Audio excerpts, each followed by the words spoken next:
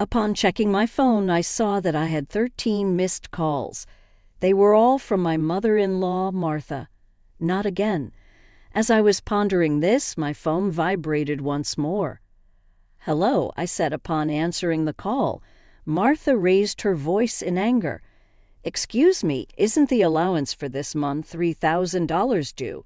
"Excuse me," I said. "Send the allowance. This month's payment hasn't been deposited yet." Martha raged, completely disregarding my circumstances and only expressing her own desires. I'd had enough of her.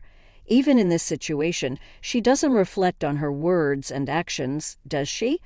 I've got no choice but to resort to my last option. I pulled myself together and blurted out to my phone, "Your son has passed away, so I can no longer send allowance.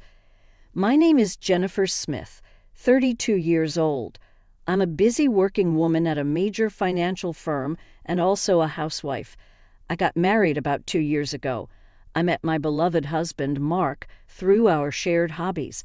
He was kind to everyone, and I was attracted to his warm smile, quickly developing feelings for him. Apparently, he felt the same way, and after dating for a year, we immediately got engaged.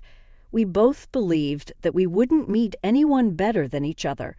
We were living together while dating, and without any major quarrels, we decided to marry.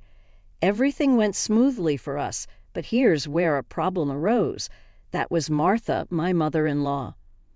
My father-in-law had passed away a few years ago, and since Mark didn't have any siblings, his only family was Martha. The trouble started when I first visited her home to introduce myself before our wedding. "Nice to meet you," Martha said, clearly showing a displeased expression. "So, you're Mark's fiancé, ah?" "Yes, my name is Jennifer Miller." "You're a rather plain girl. I wonder what Mark sees in you, huh?" I couldn't tell if she was joking or seriously meant what she said. Having such words directed at me by the mother of my loved one, I was quite shocked. Seeing my state, Mark frowned at Martha. "Hey, Mom, what's with the sudden harsh words? How can you say such things to the person I chose?" "No, Mark, I'm just trying to choose a suitable woman for you." "Choose? I'm the one who chose her. You have no right to meddle." "Don't say it in such a cold way. I'm just telling the truth because I care about you. If you were really thinking of me, you'd simply support us. Why can't you understand such a simple thing?" The air turned heavy as an argument unfolded between mother and son right before my eyes. Given that this was my first meeting with Martha, I wasn't in a position to intervene.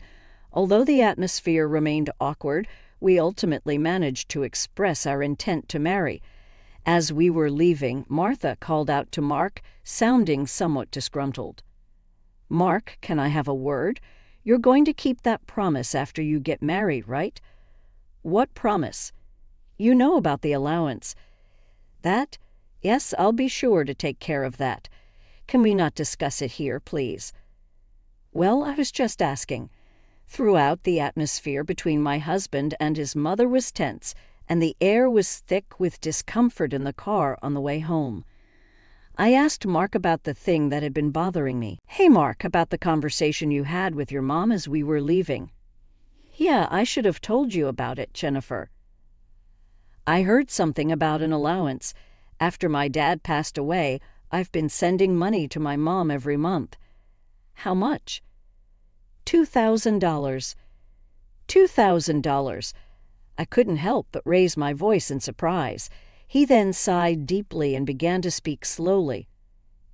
"Actually, my mom has a debt. A debt she lost a lot of money at a casino a long time ago.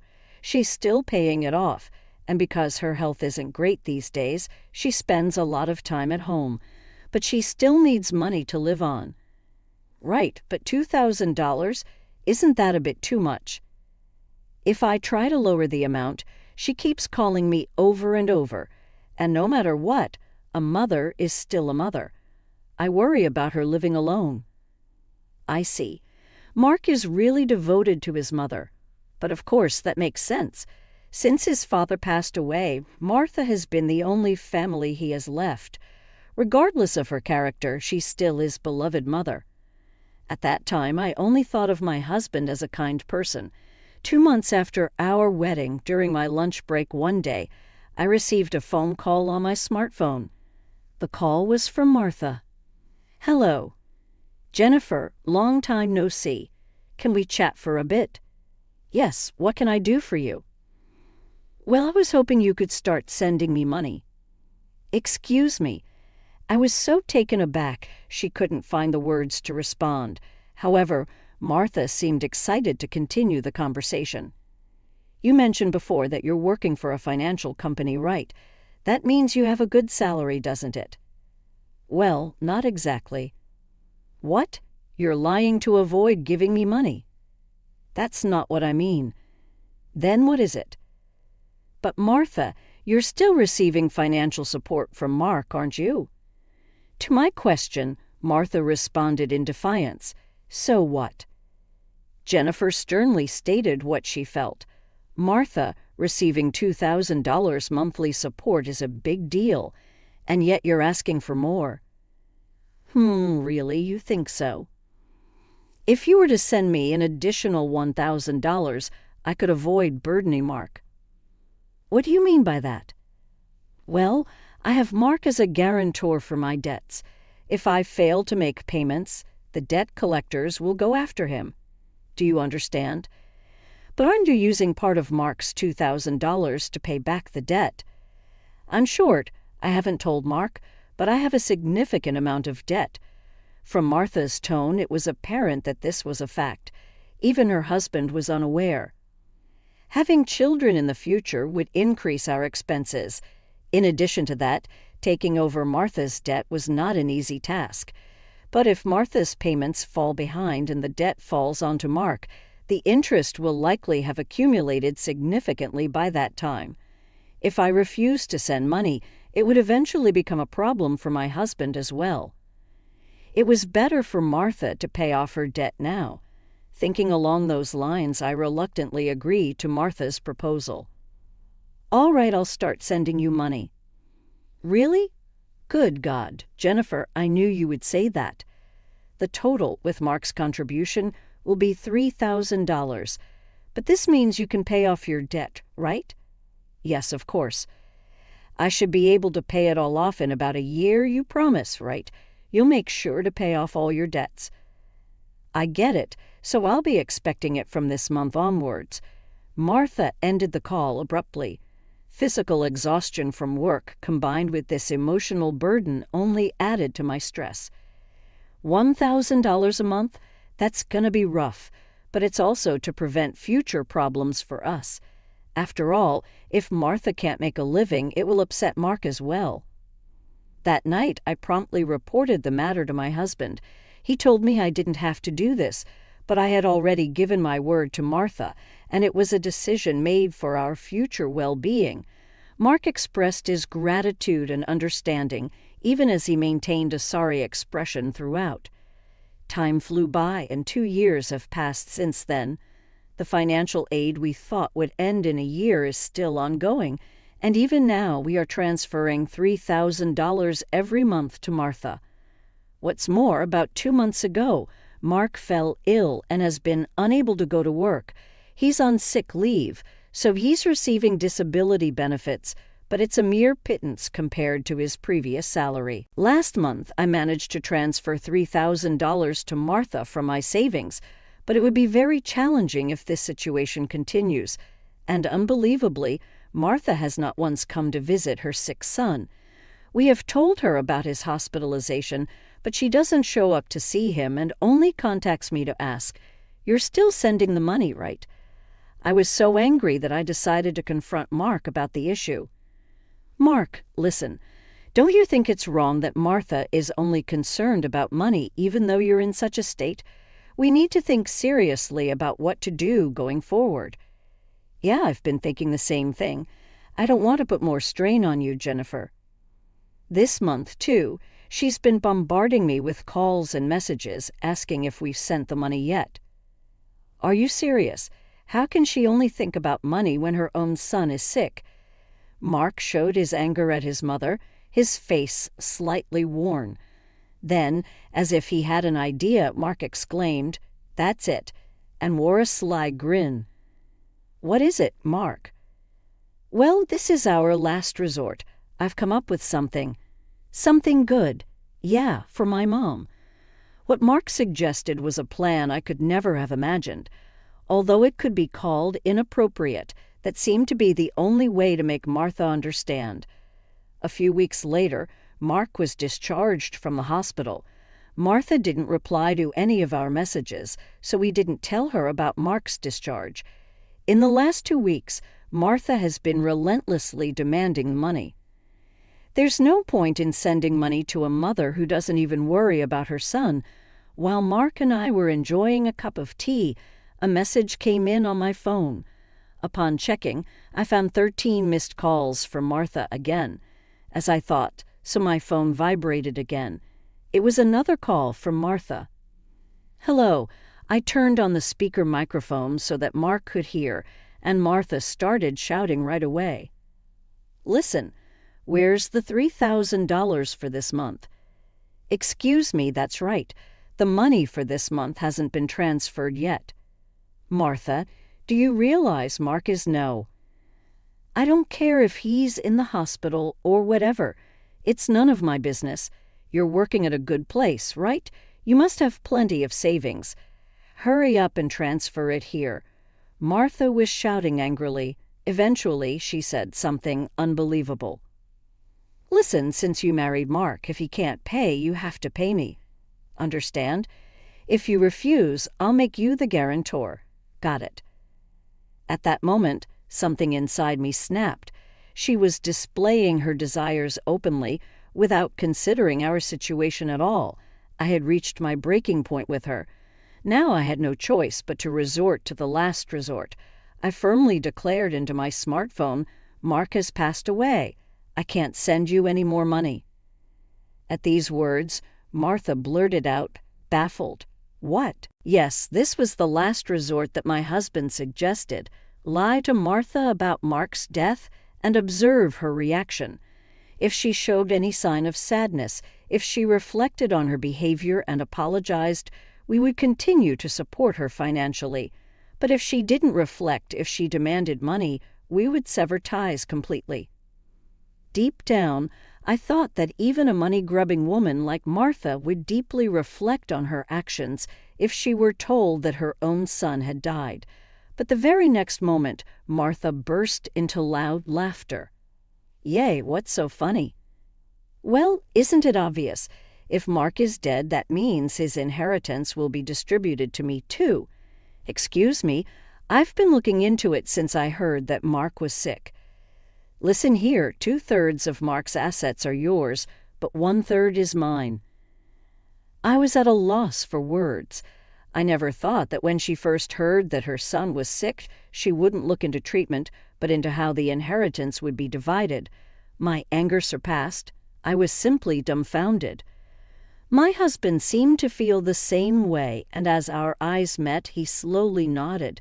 This was the signal to continue with the plan. I once again said to Martha in a strong tone, "Martha, did you hear what I said? Mark is dead." "I heard. What about it? Aren't you sad your own son passed away before you? You just make sure to send me some. I won't let you get away with not doing it." With a click, the phone line was cut off and a dial tone echoed. I glanced at my husband and saw that he was shaking, his face red with anger. "Mark, are you okay?" I asked. My husband looked into my eyes and said, "I'm cutting ties with her. She'll likely come here eventually demanding money. Let's wait until then, okay?" "But are you really okay with this? Cutting off ties just like that?" "Yeah, I have no regrets. After that call, she's no mother." My husband's eyes were filled with hatred, and I felt the same way. A person who only thinks about money over her own son's life is not family to me. A few days later, as we expected, Martha came to our house. For the time being, I decided to hide my husband in the next room and deal with Martha myself. Then Martha approached me with a face like a demon. "Hey, Give me Mark's inheritance right now." Again with that. Anything else to say? He's already dead, isn't he? It's pointless to say anything now. Yet you never even visited him. What are you saying? Are you really his mother? You're so annoying. Give me the inheritance right away. I don't mind getting a lawyer. Speaking more would be a waste of time. Just as I thought that, my husband emerged from the next room. Seeing him, Martha let out a startled gasp, as if she had seen a ghost. "Mark, why weren't you dead?" "Long time no see, Mom." "Sorry, but the news about my death was a lie." "Lie? How could you be so disrespectful? I wanted to confirm your true nature, Mom. I was curious about how you'd handle the allowance if your son, died. But you turned out to be a gold digger, just as I suspected. I got that perfectly." "What? How dare you call your mother a gold digger?" "Silence. I'm cutting ties with a toxic parent like you." Martha's mouth was agape at my husband's angry shouts. She could not come to terms with the fact that her own son was severing ties with her. "What? What does this mean, Mark?" "It means exactly what I said. I can't consider someone like you as my mother." "Then what about the allowance? Do you really think I wooled?" "You're on your own with the debts. We're moving." "Wait, please. If you do that, what about my living expenses?" Tearfully pleading, Martha reached out to my husband. He forcefully shook off her hand, looked at her coldly, and said, "I don't care about your living expenses. You have been living off us without even a single apology. I really understand your despicable nature now. Don't you dare show up in front of us again." "No, wait, Mark. Are you going to abandon your mother?" Ignoring her words, my husband grabbed Martha's arm and dragged her to the front door. He threw her shoes and bag outside and chased Martha out of the house. Martha was making a fuss outside for a while, but disappeared after a bit, perhaps unable to withstand the eyes of the neighbors. She tried contacting us multiple times, but we ignored all of her attempts. We set Martha's number to be automatically rejected, and we finished moving. Regarding the matter of co-signing for the debts, it became invalid since Martha had made Mark the co-signer without his consent, and therefore he was not responsible. Without the allowance from us, Martha seems to be leading a miserable life. It's only natural, as she had been using the allowance for her gambling habits instead of paying off her debts. She still has a mountain of debts and is chased by debt collectors every day. She can't gamble anymore and seems to be working from dawn to dusk for the foreseeable future. It's unlikely that she will be able to pay off her debts completely. She will have to keep working until she is unable to move. This is entirely her own doing. As for us, we are spending fulfilling days in our new home. My husband's condition has stabilized, and he has returned to work after some time. Now there's a new life growing in my belly.